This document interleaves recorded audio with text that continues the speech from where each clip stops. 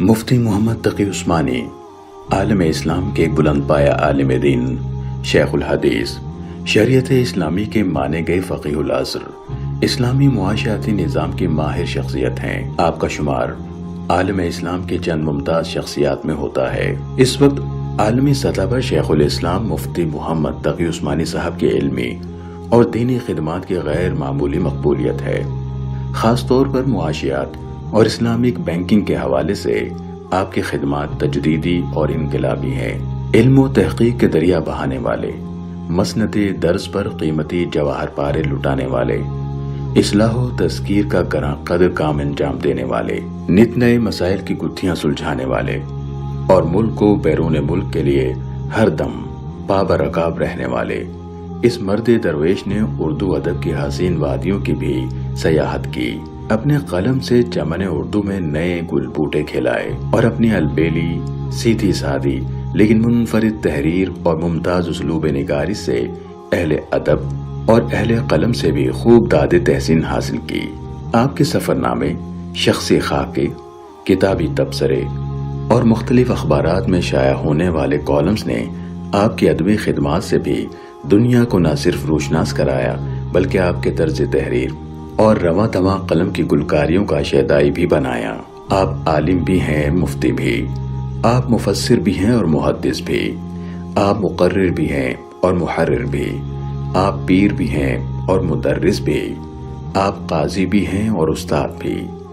کبھی آپ تفسیر لکھتے نظر آتے ہیں تو کبھی بخاری شریف پڑھاتے نظر آتے ہیں، کبھی آپ امت کے مسائل جدیدہ حل کرتے نظر آتے ہیں۔ مفتی محمد تقی عثمانی کی دنیا میں مقبولیت کی بڑی وجہ آپ کا دینی علوم کے ساتھ ساتھ دنیاوی فنون میں ماہر ہونا اور اپنی ان خدمات کے ذریعے لوگوں کو فائدہ پہنچانا ہے۔ کیونکہ حضرت مفتی تقی صاحب ایک تو بہت بڑے عالم ہیں، تفسیر کے، فقہ کے، حدیث کے، اور اسلامک بینکنگ میں ان کو الگ مہارت ہے، اور انگلش، عربی، فارسی، اردو، یہ 4 زبانیں تو ایسی ہیں جیسے مادری زبان ہوتی ہے ان کی۔ اور پھر آپ کو پتہ ہے کہ علمی لحاظ سے دنیا میں کے جو مذہبی لوگ ہیں ان میں سب سے پہلا نمبر آیا 500 لوگوں میں۔ دنیا کے صف اول کے تحقیقاتی ادارے Royal Islamic strategic studies centre نے دنیا کے 500 بااثر مسلمان شخصیات کی ایک فہرست مرتب کی ہے۔ اس فہرست میں آپ کو مسلم دنیا کی پہلی بااثر شخصیت قرار دیا گیا ہے۔ مفتی محمد تقی عثمانی تحریک پاکستان کے کارکن اور مفتی اعظم پاکستان مفتی محمد شفیع عثمانی رحمت اللہ علیہ کے سب سے چھوٹے فرزند ہے۔ آپ کی پیدائش 27 اکتوبر سن 1943 میں ہندوستان کے صوبے اتر پردیش کے ضلع سہارنپور کے مشہور و معروف قصبے دیوبند میں ہوئی۔ 4 سال کی عمر میں اپنے والد ماجد مفتی محمد شفیع عثمانی رحمت اللہ علیہ کے ساتھ پاکستان ہجرت کی۔ آپ نے اپنی ابتدائی تعلیم مرکزی جامع مسجد تھانوی جیکب لائن کراچی میں حضرت مولانا احتشام الحق صاحب تھانوی رحمت اللہ علیہ کے قائم کردہ مدرسہ اشرفیہ میں حاصل کی، اور پھر آپ نے اپنے والد بزرگوار کی نگرانی میں دارالعلوم کراچی سے درس نظامی کی تعلیم مکمل کی اور ساتھ ہی اسی ادارے میں فقہ میں تخصص کیا۔ ساتھ ساتھ کراچی یونیورسٹی سے گریجویشن کی، جس کے بعد پنجاب یونیورسٹی سے فاضل عربی کا امتحان امتیازی حیثیت میں پاس کیا، جبکہ LLB کا امتحان دوسری پوزیشن کے ساتھ پاس کیا۔ انگریزی، اردو اور عربی تینوں زبانوں میں بیک وقت کمال پیدا کیا۔ مفتی صاحب کے والد ہمیشہ آپ کی روحانی تربیت کے حوالے سے فکر مند رہتے تھے۔ اسی بابت آپ نے مفتی صاحب کو اپنے وقت کے سب سے بڑے شیخ اور عارف باللہ ڈاکٹر عبدالحی صاحب رحمت اللہ علیہ کی صحبت اختیار کرنے اور ان سے روحانی تعلق استوار کرنے کا حکم دیا۔ آپ نے والد کے حکم پر شیخ کی صحبت اختیار کی تو کچھ ہی عرصے ان کی شخصیت سے اتنے متاثر ہوئے کہ فوراً ہی ان سے بیعت ہو گئے۔ کچھ ہی عرصے میں آپ اپنے شیخ کے خاص مریدوں میں شمار ہونے لگے۔ عارف باللہ ڈاکٹر عبدالحی صاحب عارفی رحمت اللہ علیہ کے انتقال کے بعد آپ ان کے خلیفہ مجاز ہیں۔ آپ نے اپنے وقت کے تقریباً تمام جید علماء کرام سے حدیث کی اجازت حاصل کی۔ ان علماء میں خود آپ کے والد گرامی مفتی محمد شفیع عثمانی صاحب رحمت اللہ علیہ کے علاوہ مولانا محمد ادریس کاندلوی اور مولانا محمد زکریا کاندلوی رحمہ اللہ شامل ہیں۔ مفتی محمد تقی عثمانی صاحب کا نام پہلی مرتبہ اس وقت سامنے آیا جب آپ نے شیخ الحدیث حضرت مولانا یوسف بنوری رحمۃ اللہ علیہ کی ہدایت پر سن 1974 کی قادیانی مخالف تحریک میں اپنا اہم کردار ادا کیا۔ قادیانیوں کو غیر مسلم قرار دینے کی اس تحریک میں آپ نے مولانا سمیع الحق شہید رحمۃ اللہ علیہ کے ساتھ مل کر ایک دستاویز تیار کی جو قادیانیوں کے خلاف پارلیمنٹ میں پیش کی گئی۔ سن 1977 میں سابق صدر جنرل ضیاء الحق نے اسلامی نظریاتی کونسل کی بنیاد رکھی۔ مفتی محمد تقی عثمانی اس کونسل کے بانی ارکان میں سے تھے۔ آپ نے قرآن مجید میں بیان کردہ اللہ کے حدود اور ان کی سزاؤں پر عمل درآمد کے لیے حدود آرڈیننس کی تیاری میں اہم کردار ادا کیا۔ آپ نے سودی نظام بینکاری کے خاتمے کے لیے بھی کئی سفارشات پیش کیں۔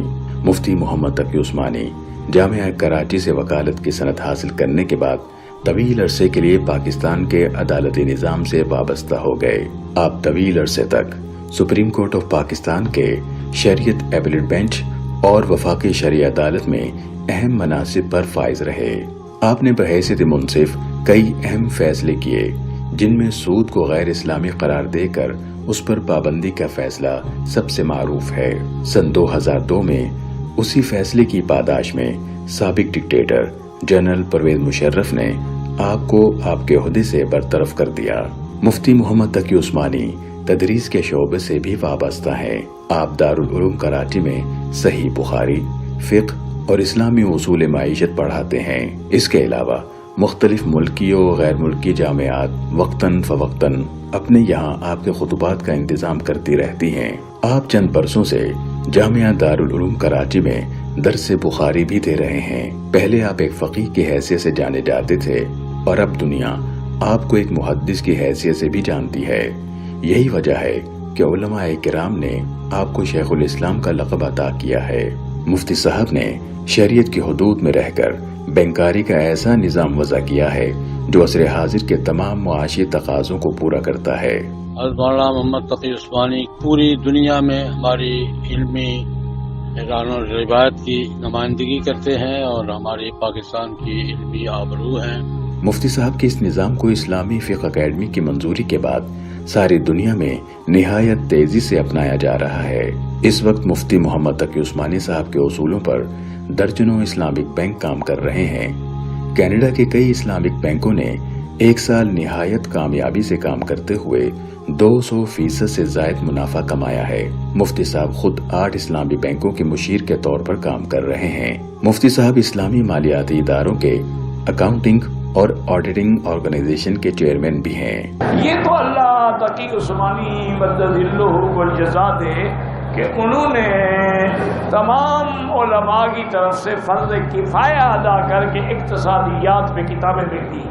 مفتی محمد تقی عثمانی نے جس آنگن میں آنکھیں کھولیں وہاں ہر طرف علم کی چاشنی تھی۔ والد ماجد مفتی اعظم ہونے کے ساتھ ساتھ خوش اسلوب شاعر بھی تھے اور بڑے بھائی ذکی کیفی ادبی دنیا کی معروف و ممتاز شخصیت رہیں۔ اسی نسبت سے آپ کے گھر ادیبوں اور شعراء کی آمد بکثرت ہوتی۔ نامور مصنفین اور قلمکار حضرات کی محفلیں بھی آراستہ ہوتی رہتی۔ سن 1386 ہجری میں ماہنامہ البلاغ کا اجرا عمل میں آیا۔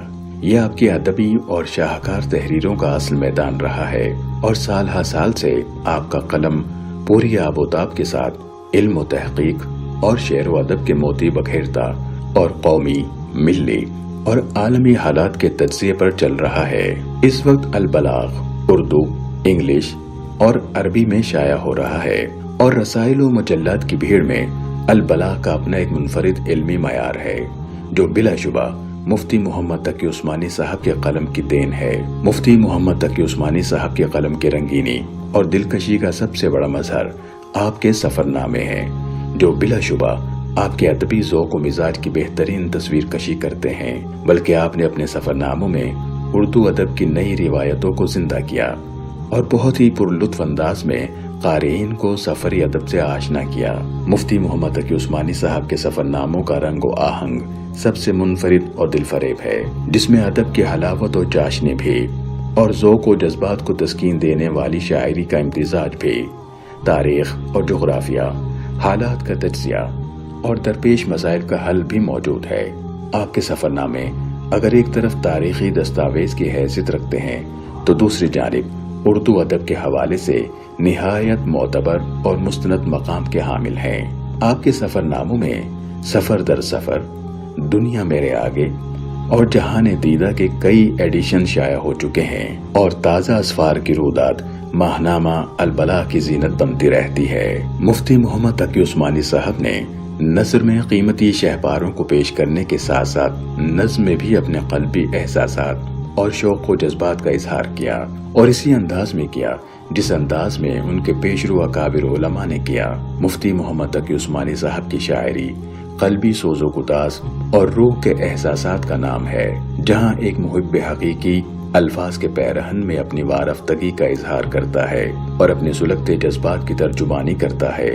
مفتی محمد تقی عثمانی صاحب کے اشعار میں الفاظ و معانی کا ایک سیل رواں موجزن رہتا ہے اور محبتوں کے دریاؤں میں تلاطم برپا ہو جاتا ہے۔ آپ کو شعری ذوق والد بزرگوار مفتی محمد شفیع عثمانی رحمت اللہ علیہ کی صحبت، برادر مکرم ذکی کیفی کی شفقت اور مرشد ڈاکٹر عبدالحی عارفی کی در دولت سے ملا۔ آپ نے اس ذوق کو پروان چڑھایا اور پھر لالا و گل کی سیج پر گل بوٹے کھلانا شروع کیے۔ مفتی تقی عثمانی صاحب کی شاعری میں نظم و غزل بھی ہے، دعا و مناجات بھی، حمد و نعت بھی ہے، مرثیہ و فراق و جدائی کا غم و درد بھی، لیکن یہ روایتی طرز پر نہیں بلکہ ایک نئے اسلوب و انداز میں ہے۔ اسلامی ترقیاتی بینک نے پاکستان کے نامور عالم دین مفتی محمد تقی عثمانی کی اسلامی بینکنگ کے فروغ کے لیے خدمات کے اعتراف کے طور پر انہیں خصوصی اعزاز سے نوازا ہے۔ آپ نے علامہ شبیر احمد عثمانی رحمت اللہ علیہ کی معروف مگر نامکمل شرح مسلم فتح الملہم کو مکمل فرمایا، جو تکملہ فتح الملہم کے نام سے معروف ہے۔ علم حدیث کے حوالے سے آپ نے گراں قدر خدمات سر انجام دی ہیں۔ قرآن مجید کا عام فہم اردو ترجمہ، آسان ترجمہ قرآن اور انگریزی ترجمہ دی نوبل قرآن عوام میں بہت مقبول ہیں۔ آپ کی تصانیف عربی، اردو اور انگلش میں علماء اور عوام الناس میں ہدایت اور رہنمائی کا ذریعہ بن رہی ہیں۔ آپ کی معروف تصانیف میں علوم القرآن، تقلید کی شرعی حیثیت، ہمارا معاشی نظام، حضرت امیر معاویہ اور تاریخی حقائق، حجیت حدیث، تراشے، عدالتی فیصلے، درس ترمذی اور مسیحیت کیا ہے وغیرہ بہت معروف ہیں۔ مولانا محمد تقی عثمانی ایک عظیم عالم دین ہیں اور بہت بڑے مذہبی سکالر ہیں۔ اللہ تبارک و تعالیٰ نے صرف ان سے نہیں، ان کی نسل سے دین کا ایک بہت بڑا کام دیا ہے۔ حضرت مولانا تقی عثمانی نے آسان ترجمۃ القرآن ایک ایسا ترجمہ لکھا ہے کہ جسے ایک عام فہم تھوڑا بہت اردو پڑھا لکھا آدمی بھی اس سے قرآن پاک کا مفہوم سمجھ سکتا ہے۔ اور ایسے ہی علامہ عثمانی کے اصلاحی خطبات، وہ میں سمجھتا ہوں کہ صرف علماء نہیں بلکہ عامت الناس ہر گھر کے لیے وہ ایک بڑا قیمتی اثاثہ اور سرمایہ ہے۔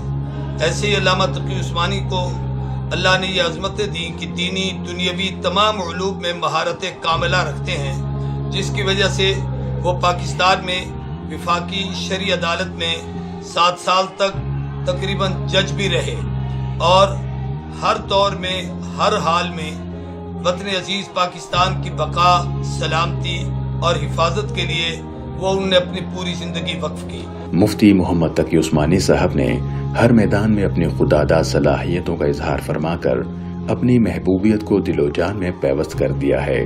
آپ کو پوری دنیا میں علم و تحقیق اور فقہ و فتاوی کے حوالے سے خوب جانا جاتا ہے، بلکہ استناد بھی کیا جاتا ہے۔